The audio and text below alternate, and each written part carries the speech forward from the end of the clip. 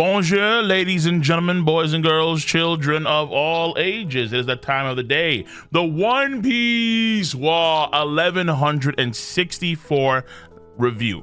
Now, if you want to see my live stream reaction to this chapter, you can see it where? On my Cole Requiem YouTube channel. If you want, of course, to see my first take on this one, then check out the video I did earlier this week on that as well. If you guys don't know how it works, we do normally the pace and chapter structure, number one. Then we do the character elements of the chapter, number two. And then finally, number three, the story progression components for the chapter to gauge how good the chapter is. And spoiler warning, this chapter is a very damn good chapter. Damn good chapter. So, first and foremost, let's get on with the pace and chapter structure.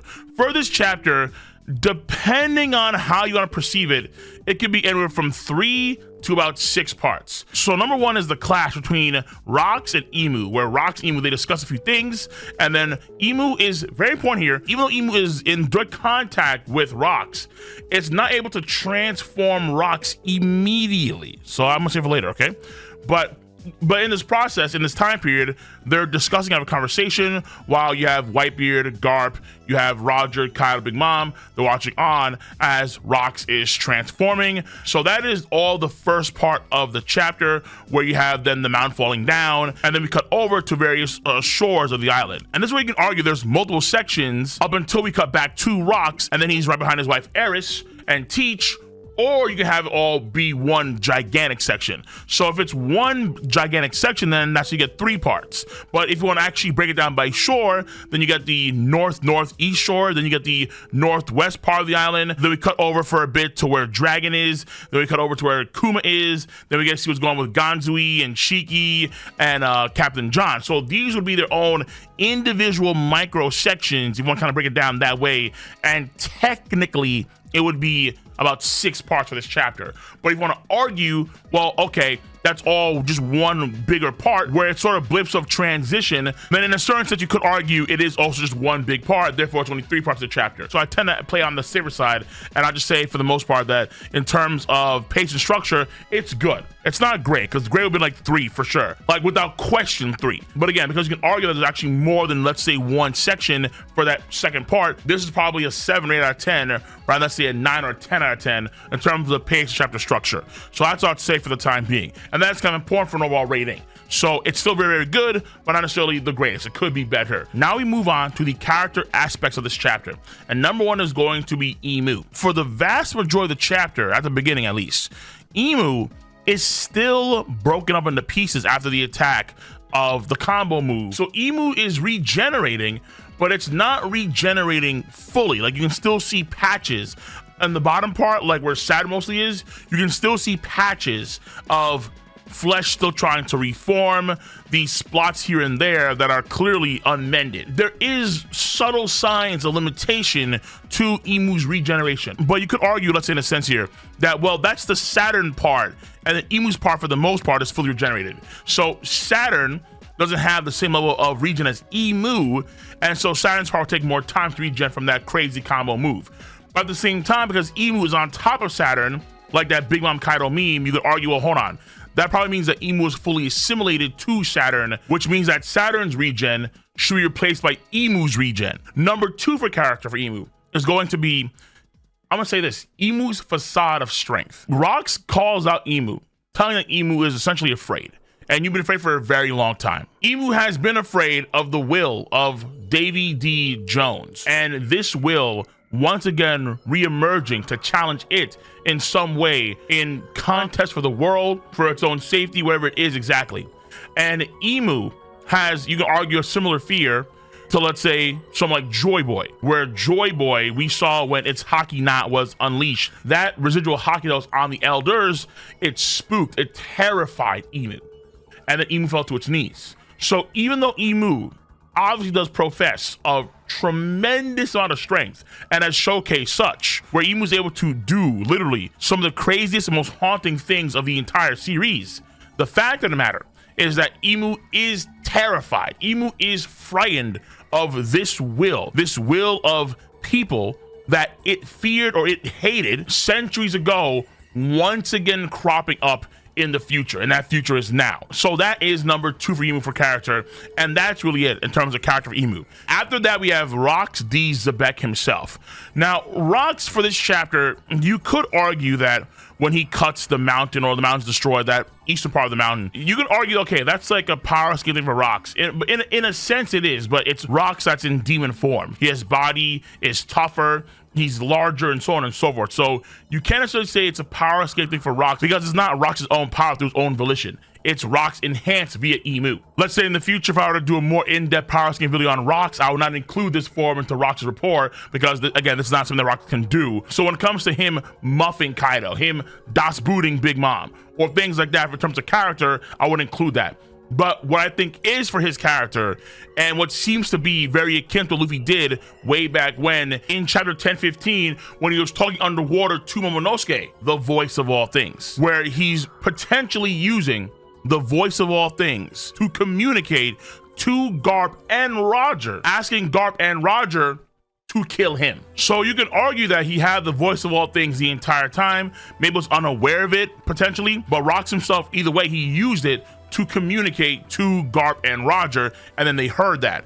And that seems to be even beyond what Emu can control. So this in a way kind of reveals that Emu's powers, they don't have complete control as you would first think, because if you have the voice of all things, the deeper recesses of someone's mind or soul or heart, whatever it is, can somehow, their ability can communicate with people even though they are turned into demon. Their true essence, their true soul can still communicate via the voice of all things. So this is a sign that there are things that even Emu cannot control via demon flipping Domai Riverside. And then finally for character, we do have Eris, where we get more about Eris's character, where just seeing Rox transform into a demon, it crushes her, but she still maintains her will nonetheless, and is determined to keep the David clan going, even jumping to the sea and trying to swim. You do see that will kind of break where she starts to cry, and then she's so apologetic that obviously Rox wasn't ready to fight someone like Emu and so on and so forth, but at the same time, she's still committed to saving the Davy clan and saving her child Teach. So you can say on both parts here, we get more for Will, but also we get to see her in a situation kind of break and cry for the first time, seeing Rox transform into a demon for their sake, obviously. Now, you may say a character, okay, hold on, what about Garp? Because we do have the voice of all things be used here by, of course, Rox. And we do have both Roger and Garp hear that. The only reason why we know that Roger has the voice of all things, we find out that Roger can do what? Roger heard the Sea King speak. Because the Sea Kings on Fishman Island, they kind of talk to themselves, they say that boy, meaning Luffy, could hear us, and then that reminded them of Goldie Roger hearing them as well. That confirmed that Roger had the voice of all things way back when on Fishman Island. But in terms of Garp, we don't know that, because it's not Garp listening to Rox separately, let's say from Roger, because it could be, let's say, in the same vein as, again, chapter 10-15, where when Luffy talked to Momonosuke, everyone on Law's submarine could hear Luffy talk telepathically.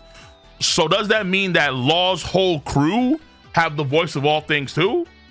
Probably not. So we have to wait and see if we get more confirmation if we do have Garp have the voice of all things. Either he tells us in the story, or Oda tells us, let's say in SBS, or in a vivid card it's told to us, or let's say another character in the story kind of finds out that Garp has it, or let's say there's a moment similar to Zunisha and Momonosuke and Luffy on Zou, where only Luffy and Momonosuke could hear Zunisha yelling when Jack was attacking. So we need to have a moment like that with Garp, where it's a distinct, only a voice of all thing members could hear this. He may have it for sure, that is possible, but we don't know officially just yet, because again, 10-15 shows us that non-voice of all thing members can hear someone communicating via the voice of all things. And now we get into the story progression components for this chapter. And number one is going to be what I was told before earlier in the video, which is Emu having a hard time converting Rox into a demon. Rox is persistent enough to really try and fight this whole demon conversion off. And then Rox says, don't downplay the power of humanity, which could be a hint that Emu is not of any human origin in some way. Possible. But that being said, when you think about the idea of this ability, Domai Riverside, and how busted it seems, the fact that Rox isn't being altered immediately, meaning that Rox is able to fight that off, and you see Haki jetting from Rox's body, this in a way I think indicates that, for example, if Rox was at full power, if he was fresh, if you didn't go through an entire battle, an entire war, there could have been a chance where Rox was able to completely fend off the Domai Riverside demon transformation. And we talked about the idea, of course, of, you know, him being terrified, even being terrified. But with Rox's comments about Davy D. Jones or Joy Boy, this confirms, via Rox's words, that Joy Boy and Davy D. Jones are two separate people. It was kind of, you know, push and pull whether or not Davy D. Jones or Joy Boy were the same person or not. And Rox kind of solidifies that no, in fact, Davy D. Jones is different than Joy Boy. And then Emu co-signs that by saying, cease thy dreaming, their kind will never be seen again. Their kind, their, plural. So now we're in a situation where we have two people in the past that are key enemies of Emu, of great prominence in the world itself. Joy Boy, the first pirate, and then Davy D. Jones, at one point in time, possibly the king of the world. And we can see how Emu has made attempts throughout the entire history of the world to try and hide as much evidence of their influence and existence as possible. So we see recently, of course, with Davy D. Jones trying to wipe out the entire Davy clan. Then let's say we go over to Joy Boy. His power was hidden in the encyclopedia of fruits, from the Malnika power to the gum fruit. So we harken back to the words of Dr. Hida Luke in the Chopper flashback, a person dies when they are truly forgotten. And in that sense, Davy D. Jones and Joy Boy have never truly died because they have never been forgotten. What's also very important, what I think is gonna be pivotal, and I think requires another video, is the importance of El Baf'e. Emu! Emu!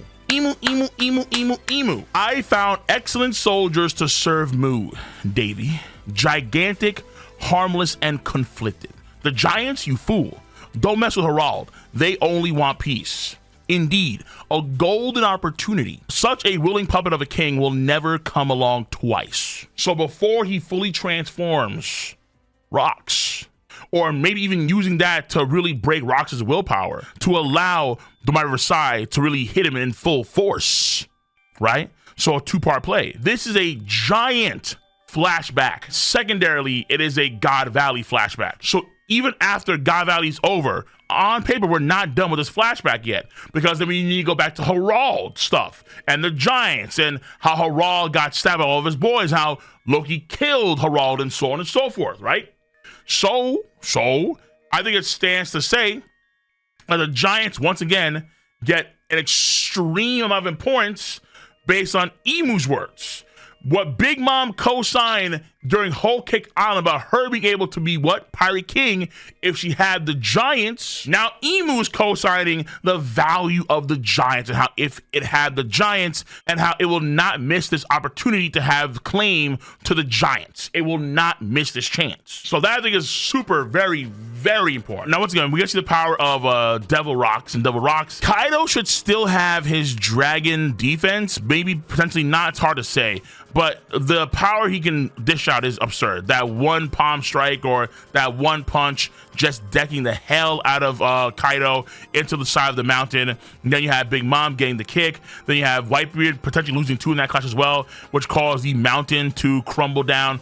Like, the power of Rox is no joke whatsoever. In the process, we get to see a few players on the move. One of the players on the move we get to see is Shiki. Considering his standing, you would think he'd play a big role, but he's been just simply put treasure hunting the entire time. There's even a weird line where you have Ganzui say, is there even any escape off the island?